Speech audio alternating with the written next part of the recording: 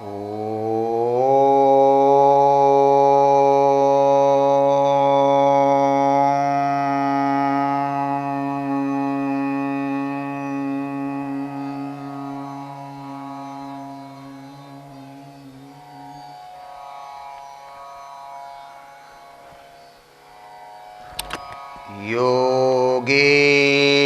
ಚಿತ್ತಸ್ಯ ಪದೇನ ವಾಚಾ ಮಲಂ ಶರೀರಸ್ಯ ಚ ವೈದ್ಯಕೇನ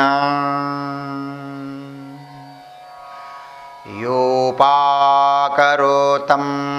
ಪ್ರವರಂ ಮುನೇನ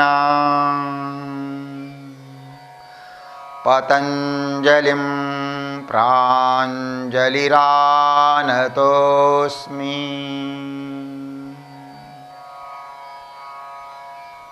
ಕೈಗಳನ್ನು ಮುಂದೆ ಇಟ್ಕೊಂಡು ಶ್ರೀ ಗುರು ಚರಣಾರವಿಂದದಲ್ಲಿ ಶರಣಾಗತ ಭಾವದಿಂದ ಪ್ರಾರ್ಥನೆ ಮಾಡಿಕೊಳ್ಳೋಣ. ಹಣೆಯನ್ನು ನೆಲಕ್ಕೆ ತಾಗಿಸಿ ಗುರುಗಳಿಗೆ ಗುರುವಂದನವನ್ನು ಮಾಡೋಣ. ಪೂರ್ಣ ಹಣೆ ನೆಲಕ್ಕೆ ತಾಗಿರಲಿ, ಕೈಗಳು ಭೂಮಿಗೆ ಸ್ಪರ್ಶವಾಗ್ತಾ ಇರಲಿ. ಪೂರ್ಣ ದೀರ್ಘ ನಿಧಾನ ಉಸಿರಾಟದ ಕ್ರಿಯೆ.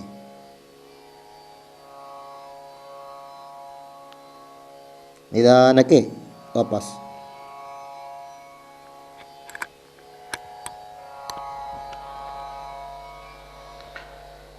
ಶರೀರ ಮನ ಬುದ್ಧಿಗೆ ಬರುವಂತಹ ಎಲ್ಲ ರೋಗ ರುಜಿನಾದಿಗಳನ್ನು ದೂರ ಆಗಲಿಕ್ಕೋಸ್ಕರ ಯೋಗಾಭ್ಯಾಸವನ್ನು ಮಾಡ್ತಾ ಇದ್ದೇನೆ.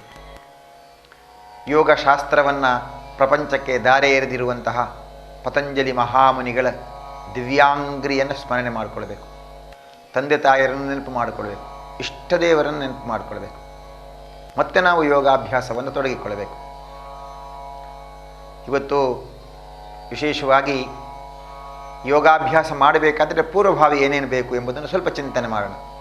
ಒಂದು, ಒಳ್ಳೆಯ ಗಾಳಿ ಬರುವಂತಹ ಜಾಗವನ್ನು ನಾವು ಆರಿಸಿಕೊಳ್ಬೇಕು. ಅಲ್ಲಿ ಗಾಳಿ ಓಡಾಟ ಮಾಡಬೇಕು. ಫ್ಯಾನಿನ ಜೊತೆಯಲ್ಲಿ ಇರಬಾರ್ದು. ಹಾಗೆಯೇ ಹಾಕ್ಕೊಳ್ಳಿಕ್ಕೆ ಒಂದು ರಗ್ಗು ಅಡಿಯಲ್ಲಿ ಅದನ್ನು ಇಟ್ಟುಕೊಳ್ಬೇಕು. ಇನ್ನು ಸರಳವಾದಂಥ ಉಡುಗೆ ತೊಡುಗೆ ನಮ್ಮಲ್ಲಿ ಬೇಕು.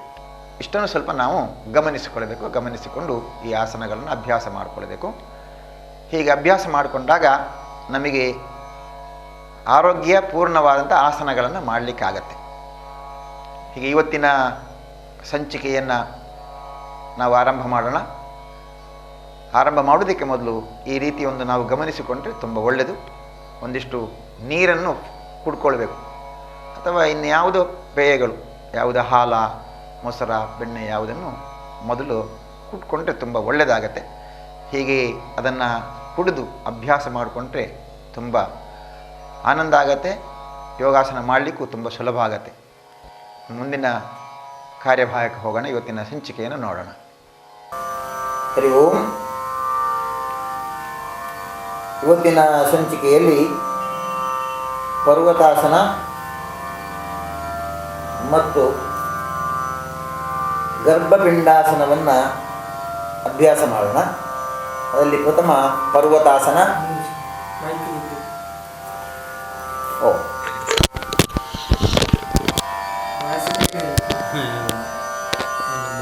ಹೇಗೆ ಬಿದ್ದದ್ದು ನೋಡ್ರಿ,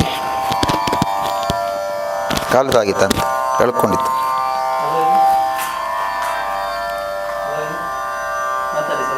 ಹರಿ ಓಂ. ಹರಿ ಓಂ. ಕೇಳಿದಿಲ್ಲ? ನಿನಗೆ ಕಿವಿಯಲ್ಲಿಲ್ಲದ ಕಾರಣದು ಗೊತ್ತೇ ಆಗ್ತಾ ಇಲ್ಲಲ್ಲ. ಹರಿ ಓಂ. ಇವತ್ತಿನ ಸಂಚಿಕೆಯಲ್ಲಿ ಪದ್ಮಾಸನ ಮತ್ತು ಗರ್ಭಪಿಂಡಾಸನವನ್ನು ಗಮನಿಸೋಣ. ಪರ್ವತಾಸನ ಮಾಡಬೇಕಾದರೆ ಮೊದಲು ಪದ್ಮಾಸನವನ್ನು ಮಾಡಬೇಕು. ಪದ್ಮಾಸನದಿಂದ ಪರ್ವತಾಸನ. ಅಲ್ಲ, ಗರ್ಭಪಿಂಡ ಪದ್ಮಾಸನ ಹಾಕಿ ಕಾಲ್ನಡಿಯಿಂದ.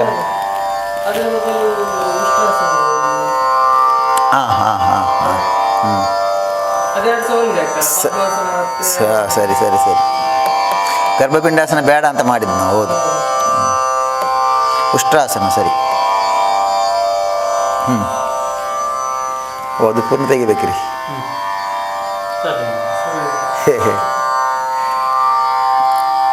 ಸ್ಟಾರ್ಟಾ? ಹರಿ ಓಂ. ಇವತ್ತಿನ ಸಂಚಿಕೆಯಲ್ಲಿ ಪರ್ವತಾಸನ ಮತ್ತು ಉಷ್ಟ್ರಾಸನದ ಅಭ್ಯಾಸವನ್ನು ಮಾಡೋಣ. ಪ್ರಥಮವಾಗಿ ಪರ್ವತಾಸನದ ಮೊದಲು ಪದ್ಮಾಸನ ಮಾಡಬೇಕಾಗತ್ತೆ. ಪದ್ಮಾಸನಕ್ಕೆ ಬೇಕಾದ ಪೂರ್ವ ತಯಾರಿಯ ವ್ಯಾಯಾಮಗಳನ್ನು ಸ್ವಲ್ಪ ಗಮನಿಸಿಕೊಳ್ಳೋದು ಒಳ್ಳೆಯದು. ಕಾಲುಗಳನ್ನು ಸ್ವಲ್ಪ ಮೇಲೆ ಕೆತ್ತಿ ಕೈಯಿಂದ ಹಿಡ್ಕೊಂಡು ಆದಷ್ಟು ಹಿಂದಕ್ಕೆ ಮತ್ತು ಮುಂದಕ್ಕೆ ಸರಿಸುವ ಕೆಲಸವನ್ನು ಮಾಡಿದರೆ ಆಗ ಕಾಲಿನ ಜಾಯಿಂಟಲ್ಲಿ ಆಗುವಂಥ ಬಿಗಿತನ ಅದು ಸಡಿಲಾಗುತ್ತೆ. ಇದನ್ನು ಸ್ವಲ್ಪ ಆ ಕಡೆ ಈ ಕಡೆ ಸರಿಸ್ತಾ ಸ್ವಲ್ಪ ಸಡಿಲ ಮಾಡಿಕೊಳ್ಳೋದು ತುಂಬ ಸೂಕ್ತ. ಹಾಗೆಯೇ ಕಾಲುಗಳನ್ನು ಸ್ವಲ್ಪ ಮೇಲಕ್ಕೆ ಎತ್ತುತ್ತಾ, ಹೃದಯದ ಹತ್ತಿರವರೆಗೆ ಎತ್ತುತ್ತಾ ಮೇಲಕ್ಕೆ ತಂದರೆ ಆಗ ಅಲ್ಲಿ ಸ್ವಲ್ಪ ಸಡಿಲ ಆಗುವಂತಹ ಸಾಧ್ಯತೆಗಳಿದೆ. ಅದನ್ನು 1-2-3 ಬಾರಿ ಮಾಡಿಕೊಂಡು ಸಡಿಲ ಮಾಡಿಕೊಳ್ಬೇಕು.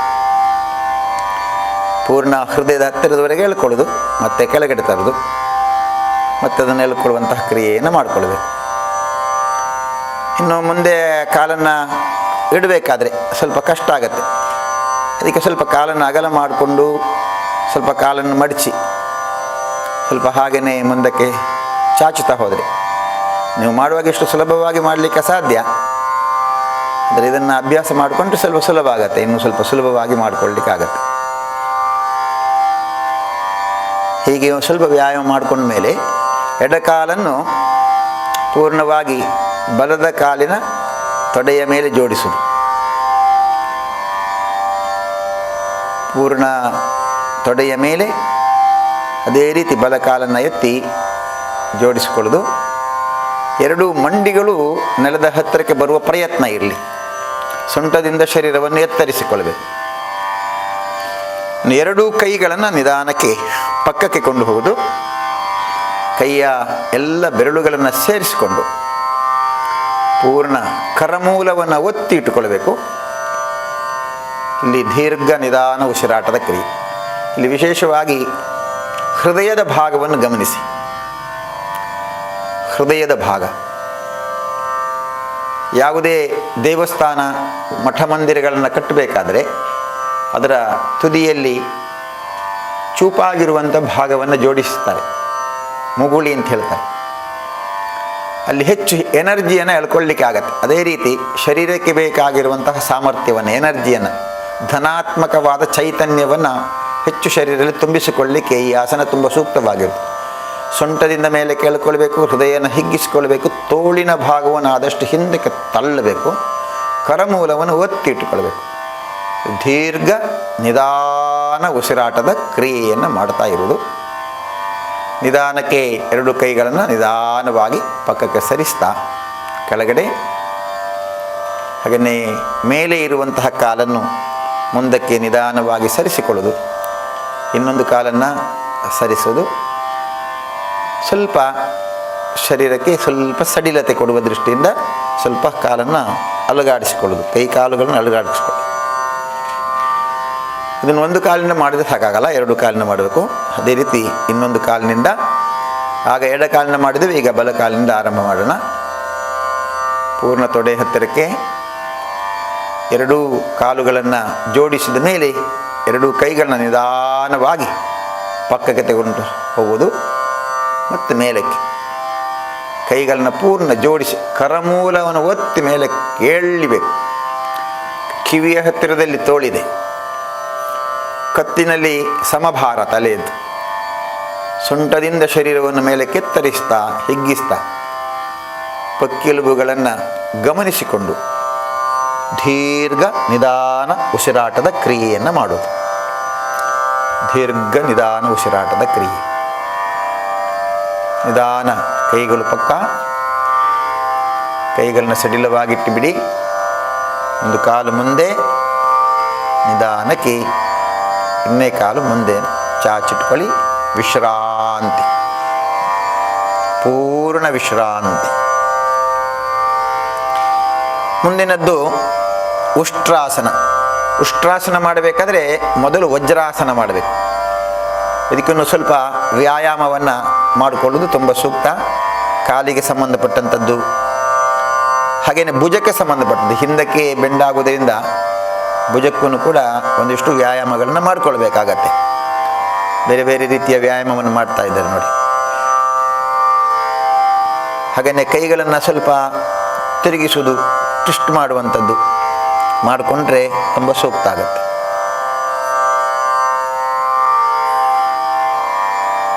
ಪೂರ್ಣ ಸ್ಥಿತಿ ಒಳಗಡೆ ಎಡದ ಕಾಲನ್ನು ಮಡಚಿ ಹಿಂದಕ್ಕೆ ಇಟ್ಕೊಳ್ಳೋದು, ಬಲಕಾಲು ಮಡಚಿದ ಮೇಲೆ ಪೂರ್ಣ ಮಂಡಿಯ ಮೇಲೆ ನಿಂತ್ಕೊಳ್ಳುವಂಥದ್ದು.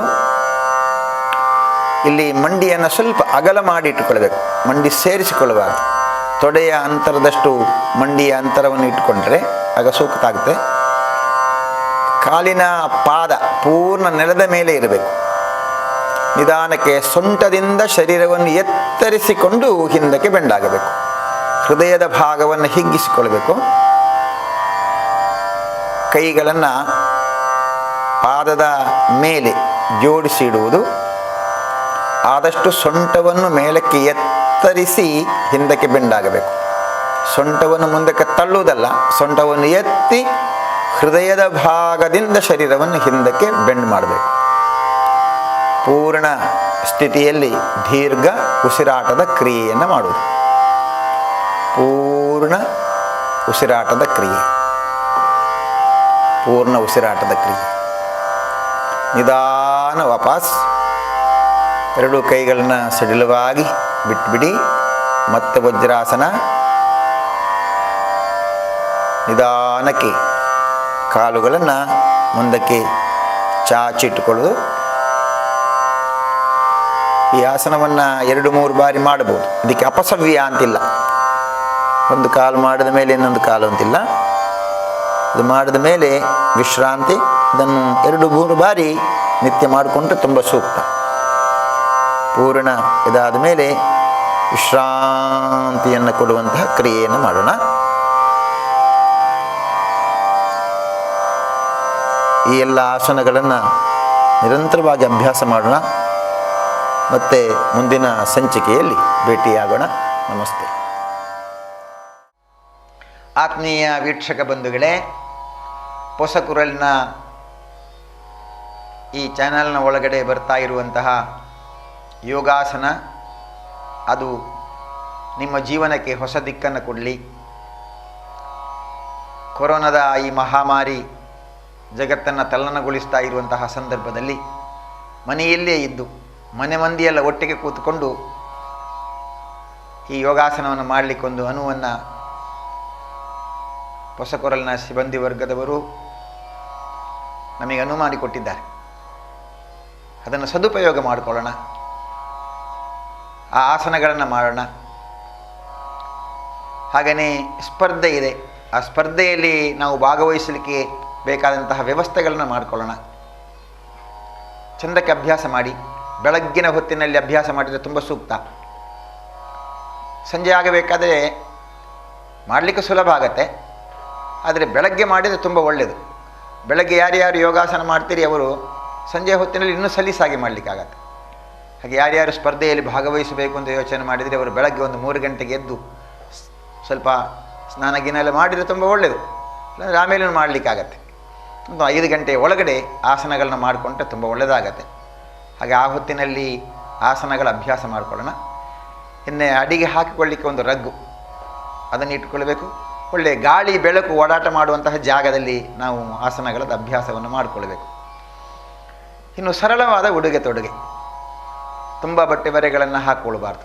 ದಪ್ಪನೇ ಇರುವಂಥದ್ದು, ವಿಶೇಷವಾಗಿ ಕಾಟನ್ ಬಟ್ಟೆ ಹಾಕಿಕೊಟ್ಟರೆ ತುಂಬ ಒಳ್ಳೆಯದು, ಸೂಕ್ತ. ಈ ರೀತಿ ಯೋಚನೆ ಮಾಡಿಕೊಂಡು ನಾವು ಯೋಗಾಸನವನ್ನು ಮಾಡಿದಾಗ ಆಗ ತುಂಬ ಚೆನ್ನಾಗಿ ಆಗುತ್ತೆ. ನಮಗೆ ಮಾಡಲಿಕ್ಕೋಸ್ಕರನೂ ಸುಲಭ ಆಗುತ್ತೆ. ಈ ದೃಷ್ಟಿಯಿಂದ ಅದನ್ನು ಅಭ್ಯಾಸ ಮಾಡಿಕೊಳ್ಳೋಣ. ಹೀಗೆ ಪ್ರಾರ್ಥನೆಯೊಂದಿಗೆ ಮುಕ್ತಾಯ ಮಾಡೋಣ.